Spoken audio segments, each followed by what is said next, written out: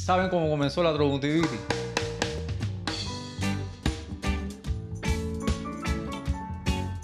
Años 90, años difíciles. La trombontivitis surge a propósito de que habían ocurrido muchísimas cosas con la canción en Santa Clara. Los Amaury Gutiérrez, los Julio Fowler, Carlos Gutiérrez, que le decían Carlos Trova. En ese tiempo, el trío comenzaba a despuntar. Empezamos a buscar lugares en Santa Clara donde tocar. Todo comenzó en el bar del Mejunje. Hay dos fechas por ahí, una de Alain Garrido y otra de Leonardo García. Empezó en el 97. En el centro cultural más hermoso que tiene este país, que se llama el Mejunje. No éramos muchos, pero éramos lo que teníamos que estar. Esto pertenecía como a un mundo más rockero. Sin darme cuenta, estaba tocando bajo con la trombontivitis. Que era una peña que fue creciendo con el tiempo, el público fue creciendo poco a poco. Fue creciendo en público, en trovadores.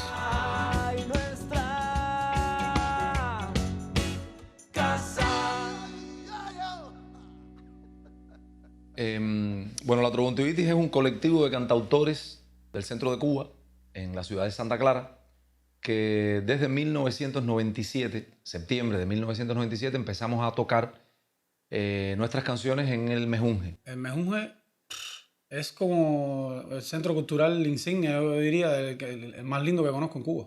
Apareció Silverio O al Mesías y nos propone hacer una peña en el Mejunje sin nosotros habérselo propuesto. Y a partir de ahí, en el bar de Tacones Lejanos, comenzó la historia.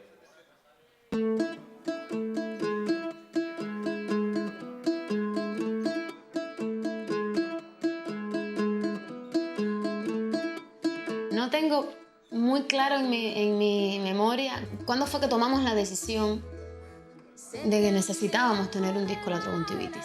El interés del colectivo de hacer un disco ya lleva algún tiempo. Yo creo que desde que yo entré a la trombontivitis estamos haciendo un disco. Pero la necesidad de que existiera un disco de la trombontivitis empezó realmente cuando la trombontivitis empezó a salir del Mejunje. O sea, ya la trombontivitis era un fenómeno más allá de lo que hacíamos en la peña. Teníamos presentaciones incluso fuera del país, qué sé yo, y no teníamos un producto comunicativo. La gente nos pedía la música. Si el show que la gente veía, se lo quería llevar a la casa y realmente no tenía nada. Y era muy raro, ¿no? No tener música de la trombontivitis. Generando todo lo que ha generado la trombontivitis y no se había tenido un disco. Lo que hacíamos era compilaciones de estas grabaciones caseras. Que se habían hecho en vivo, pero grabaciones de todo el proyecto, de lo que sucedía un jueves de trombontivitis en el Mejunje, eso no existía. Ahí empezó una necesidad de tener un producto real para vender. Y en ese momento no teníamos apoyo de las disqueras. Y ahí empezaron los intentos de querer tener un disco. Así que no es hacer... ¿Qué era un disco? Decidimos empezar a grabar como pudiéramos el disco. Cámaras. Acción. ¿Está grabando Dimba? Sí. Nosotros hicimos un par de conciertos que en algún momento registramos. Tratamos de nosotros mismos hacer nuestra propia grabación. Todo a mi favor, todo a mi favor. Todo a mi favor. Intentos de tratar de grabar la trombontivitis en vivo en su sede, que era el Mejunje, en la Peña de los Jueves. Y tratar de que aquello, bueno, se convirtiera en una maqueta que pudiéramos mostrarle a una disquera y que la disquera intentar que se interesaran en producirlo. Y fueron cosas que no cuajaron. Todo claro. Y era aquello un desastre. Eso fue un proyecto completamente fallido. Cuando se escuchaba era espantoso, espantoso.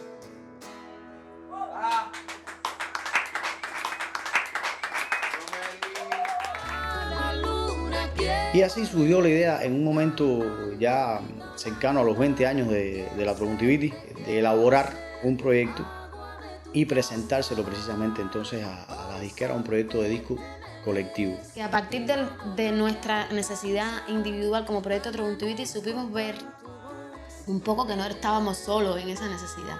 La gran oportunidad apareció a partir de aquel Longina donde se hizo el pitching.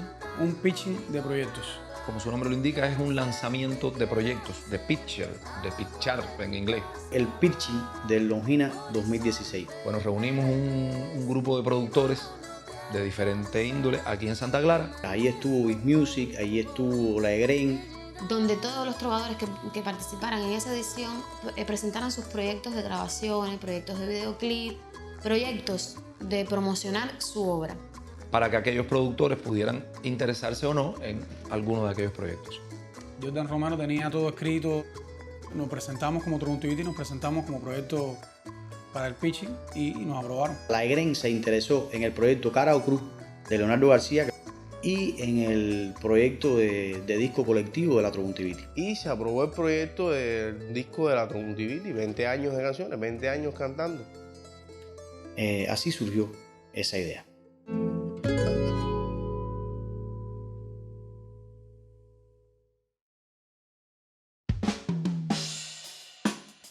La forma que le íbamos a dar al disco.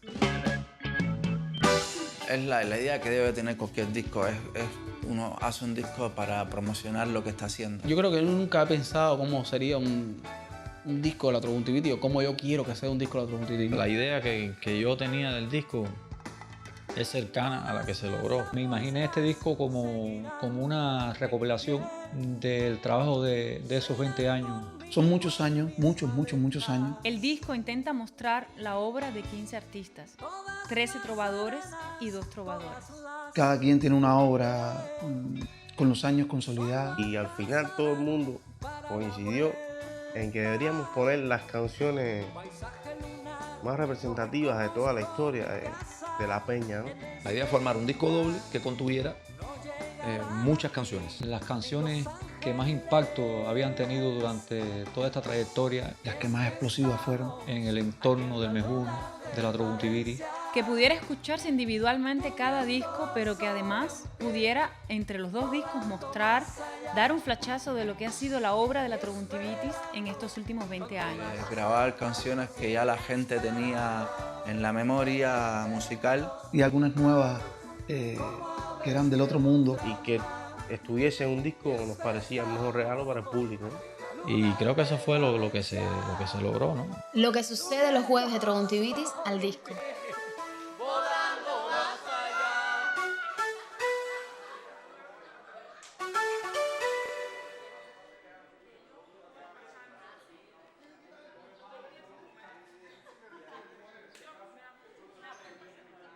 Cuando empezamos a pensar en un productor para el disco, el primero que pensamos, la verdad, fue en El Fino. El primer productor en que pensamos fue Lázaro Rivero, El Fino. Músico prestigioso de nuestra provincia. Estábamos buscando algún productor musical que tuviera relación con Villa Clara. Por la cercanía que tenía El Fino a la obra de la Troguntivity. Pero bueno, eso no se dio. El Fino estaba muy complicado de trabajo por esa época.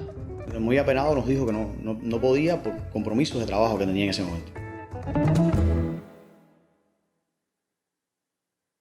Y entonces yo recordé que yo tuve como profesor a un guitarrista muy prestigioso de jazz en Cuba, uno de los principales guitarristas de jazz en Cuba, Emilio Martini, que fue profesor mío. Yo creo que yo fui la de la idea de que Martini estuviera en la producción del disco. Sí. Y yo fui el que propuse a Martini. Fui yo. Le dije eso, que me gustaría que él nos produjera. Y él dijo que estaba dispuesto y yo se lo propuse a mis colegas. Yo creo que sí. Yo creo que fui yo la que lo dijo. Casi todos estuvimos de acuerdo de inmediato. Y todos estuvieron de acuerdo. Nos vino en la cabeza porque Martini participó en el disco de Inti Santana. ¿De Inti Santana? Inti Santana. Inti Santana. Porque entonces el disco de Inti, Mundo Paripé, era reciente. No, un disco que nos gusta mucho. Lo respetamos mucho, lo escuchamos mucho. Me hice muy fan de un disco que grabó Inti Santana, donde él era el productor musical. Y nos había gustado mucho el trabajo que había hecho Martini en Mundo Paripé. Y bueno, se convirtió en nuestro productor musical antes de haber hablado con él. Dale, ponle del principio para hacerle el serio.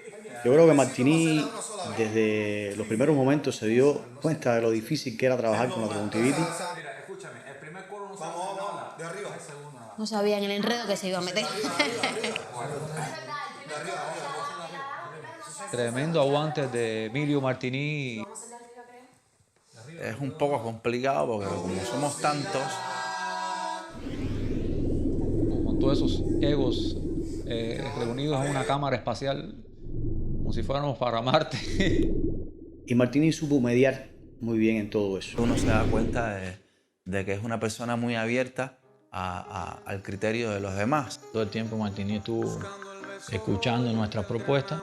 Supo respetar la obra nuestra, supo respetar los arreglos nuestros. Y a partir de estas propuestas él hizo sus aportes. Sin llevar los arreglos a un lugar alejado de la canción en sí. Se escucha el disco y se escucha la trompeta. Amando el miedo voy de los amores conscientes. La sabiduría musical de Emilio Martini, esa buena onda que tiene él, su mente abierta para adaptarse a todos nuestros estilos que son muy diversos. Nunca estuvo nervioso, nunca estuvo ansioso. Muy receptivo, fue muy cómodo trabajar con él. Y siempre que dio una idea, la dio de una manera muy cariñosa. Una seguidilla, ¿sabes? Trabaja muy bien el sonido, además es tremendo músico. Y se implicó tanto que puso guitarra, tocó el piano, puso teclados, tocó la melódica, buscó músicos excelentes. Si Martini no hubiera estado, tendríamos que inventarlo. Fue una buena elección haber trabajado con Martini. No podía ser otro que Emilio Martini.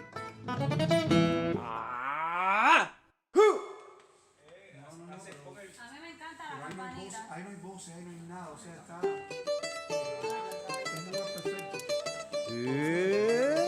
¿Y vos fuiste, muchachito, para? Confiadito él, ¿eh? Con la guataca en la mano y una colada en un pomo. Todos nos pusimos en función del disco, pero hubo una persona que se compró muy amorosamente la idea de asumirlo como productor ejecutivo. Jordan tiene ese talante. Se encargó prácticamente de toda la organización del proceso de grabación del disco. Dio el paso al frente. Asumir un proyecto de 0 a 100, como es un disco, lleva un jefe. Y ese jefe se decidió muy tempranamente que fuese Jordan Romero. Hacer un guajiro sano. Fue un proceso que me enseñó mucho. Todo lo que tenía que ver con el disco se encargó titánicamente de hacerlo. Un disco de 25 canciones, con 15 cantautores involucrados. Muchos que viven fuera de Cuba. Y nosotros a veces solemos ser malcriados. Un número casi gigantesco de músicos, de técnicos, de entidades productoras involucradas en el disco. Antes había hecho mi disco, que creo que fue el primer intento de hacer algo colectivo.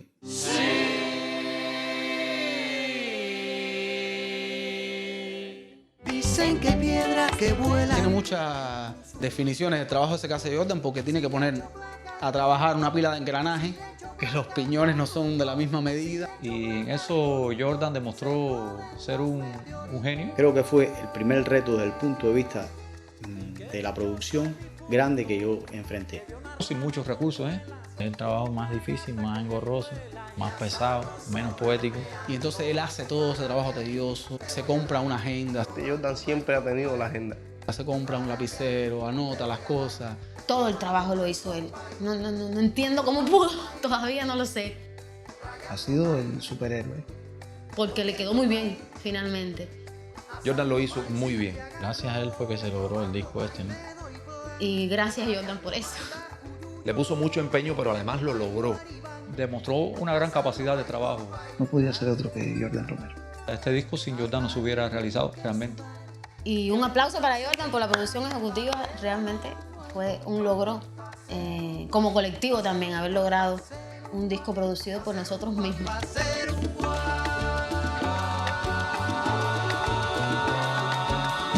Va a ser un guajiro sano. Aunque pesó sobre las espaldas de algunos, en mayor medida, la producción del disco fue un ejercicio colectivo.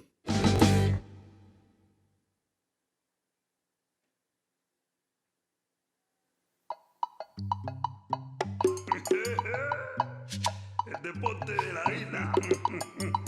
Lucha libre. Mírala como camina la rumba. Mira que no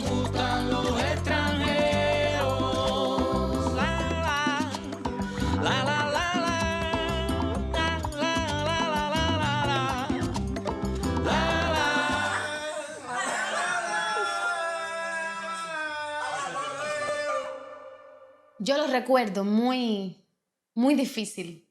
Toda una locura. Ya te digo, ¿no? Si Jordan no se volvió loco en ese momento es porque tiene, no sé, lo habrán entrenado para eso. Trabajoso, fue difícil. Jordan era un trovador más dentro del disco y era el tipo que se estaba ocupando de la producción. Y eso siempre genera ciertas tensiones, ¿no? La planificación detallada de Jordan. ¿Quién ensaya hoy? ¿Quién por la mañana? ¿Quién por la tarde? Las fechas. Tuvimos que hacer muchos viajes a La Habana. Gestionar los transportes, viajar a La Habana no es nada gracioso. Los regresos a la casa en la madrugada, porque habían turnos que eran... Madrugadas enteras ahí. ¿Dónde duermen? ¿Dónde comer? El agua. Todo. El ron.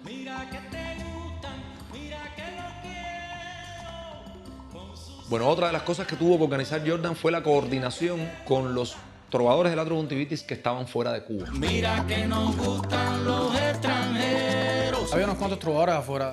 Raúl Cabrera, que finalmente no quedó en el disco, en Canarias. Levis Aliaga en las Islas Canarias, yo en Toulouse, Francia, y Junior Navarrete en Barcelona, España.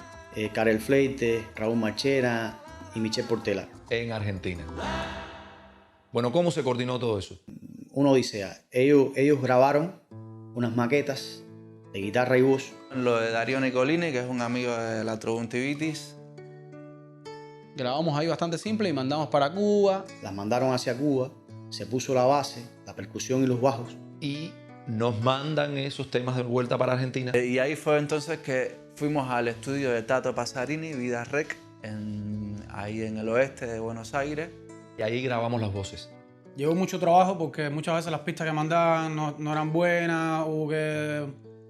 tuvieron que volverlo a hacer. Y así también fue compleja la grabación con los temas de Irina, que grabó en Francia de esta misma manera. Los temas de Levi y de Junior se grabaron y pusimos las voces nosotros. Con el de Levi lo que pasó fue que él llegó en el proceso de cierre de grabación y echó por tierra lo que habíamos hecho, porque él cantó entonces el tema de arriba abajo y decidimos dejar la voz de Levi de arriba abajo, como quedó en el tema.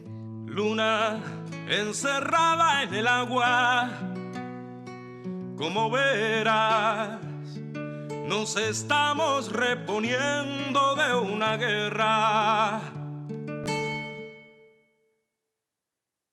El proceso de producción del disco es un ejercicio del cual tenemos mucho que aprender.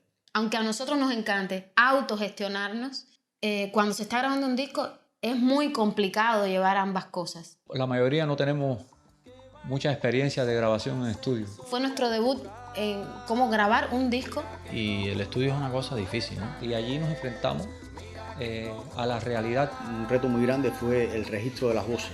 El trabajo vocal es un trabajo extremadamente difícil. Las cosas muchas veces las hacemos en la escena espontáneamente. Se vivieron cosas duras con relación a eso. Todos esos vicios, todos esos desperfectos, tratar de limarlos ahí sobre la marcha en la grabación. El plástico.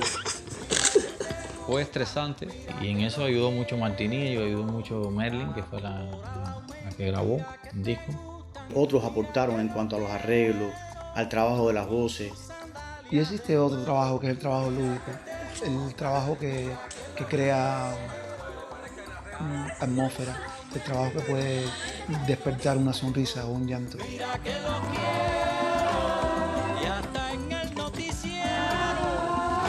Se hizo también un poco largo todo el proceso de grabación. Y entretenido. Nos divertimos mucho grabando. Que se sufrió también, o sea, nosotros ahí tuvimos, por supuesto, nuestras contradicciones y nuestros abrazos en el estudio. Las extranjeras me gustan más. Oye, no está muy lejos la realidad. Me preocupa esto. Tú sabes que esto me preocupa, porque no está muy lejos la realidad. Pero es más o menos lo que queremos hacer con el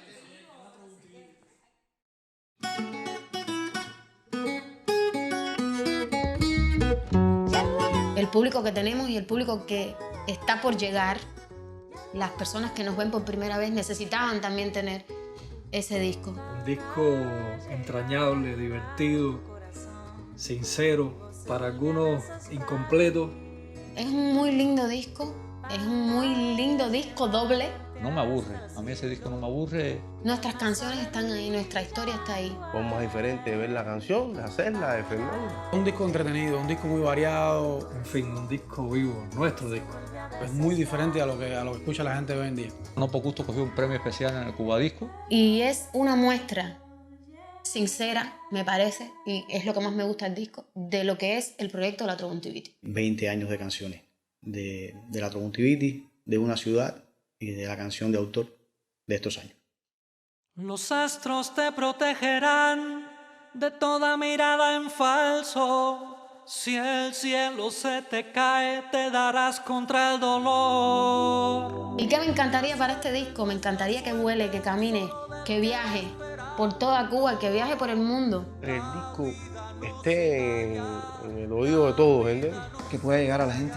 Creo que es el principio de un ciclo de trabajo. Veo la necesidad de hacer muchos conciertos, de presentar ese disco, de presentarlo incluso fuera de Cuba. Vamos a seguir trabajando con el disco para que se mueva, vamos a seguir haciendo makings, documentales, videos, a moverlo a todos los lugares a los que vayamos. Que sea un disco que no se agote a la primera vez que lo escuche. Hay mucho trabajo que descubrir. Entonces ojalá el disco ayude un poco a eso. Que esas canciones vayan quedando y vayan generando todavía más interés en nuestra obra, pero también en la obra de la trova cubana. Y que el disco camine por toda Cuba y que termine escuchándose en una panadería, en un bicitaxi, que se oiga eso, que se oigan en las yutones, vaya, que se oiga en una guagua, en un motor, en una parada. No, me gustaría, por ejemplo, la próxima vez que me vaya de gira, montarme en copa y poder elegir entre Mozart y la Trombontivitis. Y estaría, tú sabes que estaría lindo, tú sabes que estaría bueno, chico. Que te montes en una guagua Habana Santiago, no sé, Matanza Villa Clara, Las Tunas Guantánamo, y te pongan las canciones de la Trombontivitis o de algún otro trovador del país, pero la Trombontivitis, ¿verdad? Deberían poner canciones de la Trombontivitis. La vida no se calla hoy, si son los giros. Debemos agradecer a 3 personas amigas por ser imprescindibles para este disco. A Merlin Lorenzo, nuestra ingeniera de sonido, que tuvo la paciencia necesaria para conducirnos en el estudio y grabar todo al detalle mientras llevaba en su vientre a la pequeña Alicia. A Gretel Garlobo, una de las impulsoras iniciales de este proyecto por tanto respeto y cariño, por estar desde el día cero durante todo el proceso de producción y aún hoy seguir a nuestro lado concibiendo el futuro del disco. A Reinel Rodríguez, el timba, que ha sido nuestro percusionista, sonidista, grabador y arreglista, cuyas manos están en casi todos nuestros discos individuales y por supuesto en este también, que aunque no compone canciones, sabe que todas estas son suyas. Para ellos 3, para los músicos del disco y para todos los que de 1000 maneras ayudaron a concretar este sueño, muchas gracias. Sal y disfrázate de viento y conviértete en un árbol y no dejes que la tierra se te seque dentro. Y ármate del ruido y verás cómo no, yo estaré allí cuando empiece el frío. Cuando el frío empiece.